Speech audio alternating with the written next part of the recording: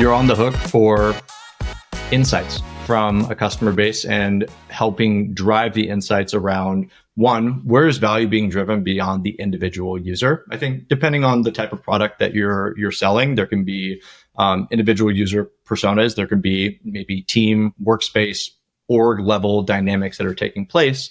And there's only so much that you can really glean from the engagement data that you're seeing across those user behaviors.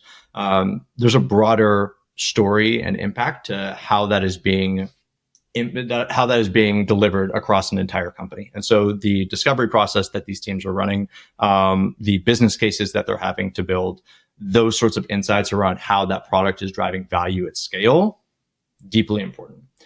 Obviously, you're on the hook for revenue as well. And I think that one of the major areas that becomes the decoupling between these motions is many times the folks that are coming in organically, so to speak, into your product in a product-led growth orientation are not going to be the same people that are economic buyers or the key decision makers. It's not necessarily, particularly in like a large company, the CEO, the VP, the C-suite that is a part of that user base that you're going to have in a PLG motion. And so tying those two things together, I think marrying the bottoms up momentum that you're building ideally through your product with the tops down orientation of what it takes to influence and get a deal done. Connecting those two different motions together is the mandate and the mission. One of the things that seems really challenging about this is understanding what deals require a salesperson to get done. Because I think one of the things that gets associated with product-led growth in a lot of places is self-serve, right? A self-serve purchasing motion. And in a lot of product-led companies, the entry-level products are, in fact, self-serve and get purchased by swiping a credit card. So I'm curious how you think about setting rep targets or even the department target. Like, how do you figure out what the right amount of revenue to contribute is? And wrapped up in that is attribution too. I'm curious how you think about, assigning credit to the sales team when a deal gets done. Yeah. You led with my first instinct, which is it's about swim lanes and attribution to start. And I think when I say swim lanes, it's, are you mapping out the different customer journeys that you would expect and the outcomes that you would expect? So more specifically, like we'll take Loom, for example. Like during my time there, like you can have individuals that are gaining a ton of value on Loom. You have folks that are part of a workspace that are gaining a ton of value. There can be multiple workspaces within a company. And so if you're a salesperson, you might look at an account that you're working. And there's a shotgun of different teams that are leveraging Loom in different ways. Now, unlikely that all of those different workspaces are going to consolidate on their own. It could happen, but unlikely that that would take place. Second is unlikely that they would self-select into understanding and realizing the path to either upgrading to an enterprise plan, if you're looking at that as your upsell or upgrade path, or are you looking at a more blanketed or broad deployment beyond the organic usage that's taking place? And so an example there is, great, if I'm looking at setting a target for the sales team, we should be having a decent understanding of what is our baseline in terms of the growth rate that we can expect across these smaller self-serve organizations. What is the incremental lift that we are expecting a sales team to drive?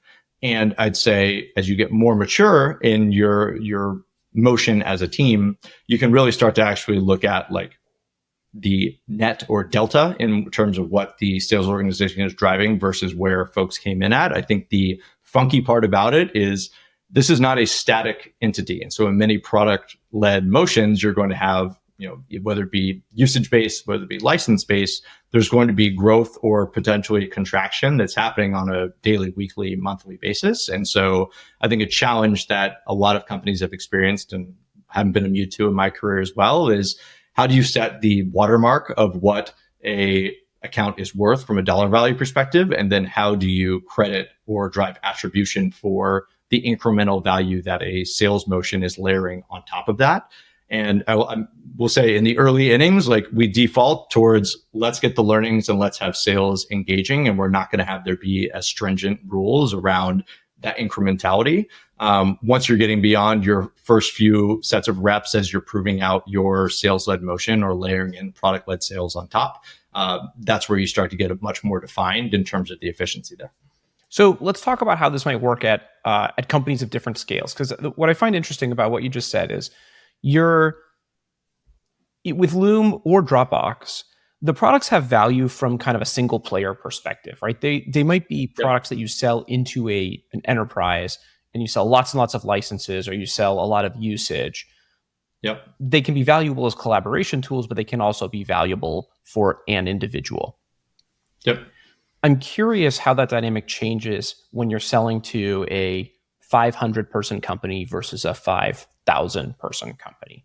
Is there a material difference or is it really just the same thing no matter how you slice it? The complexity comes into the approval and budgeting processes more than anything. Like ideally, you're having consistent value that you're able to drive. And I think where the early innings of a business case or ROI journey or analysis that you're trying to use to go and justify budget, broader deployment, et cetera, is that you want to, in an ideal state, be able to prove that there is a network or compounding effect of more players that are in your product engaging, the higher value that you are driving. And the more that you can increase the density of those interactions, the higher value that you're seeing. We would literally at Dropbox back in the day have visualizations of the network map of how different users were connected in terms of their sharing connections. It was anonymized, so it wasn't about the individual, but it would show over time, like, hey, you have a much more connected workplace, and let's start to attribute value to those connections. So it's not necessarily a one-to-one in terms of like, here's a line between two shared folders, and that equals $1 in value, but you start to see that this is truly a collaborative layer as opposed to an individual folder that's sitting on someone's desktop, and being able to use that as leverage when you're talking through these business cases. I think the other piece of this that becomes more front and center is as you go higher and higher into, we'll call it upper mid-market and enterprise type companies. So we'll say 500,000, 5,000 employee companies, you're going to need to be much more strategically aligned. And so what I mean by that is doing your diligence where you are engaging with an executive, you have an understanding of their business priorities at the company level, and how are you attaching your product and what your product is delivering to those different initiatives. And that becomes much more of the focal point and much more around make or break, in addition to obviously the bottom up motion that's taking place at the user level. But ultimately, that's what helps in the prioritization and ultimately getting those deals done and budgeted.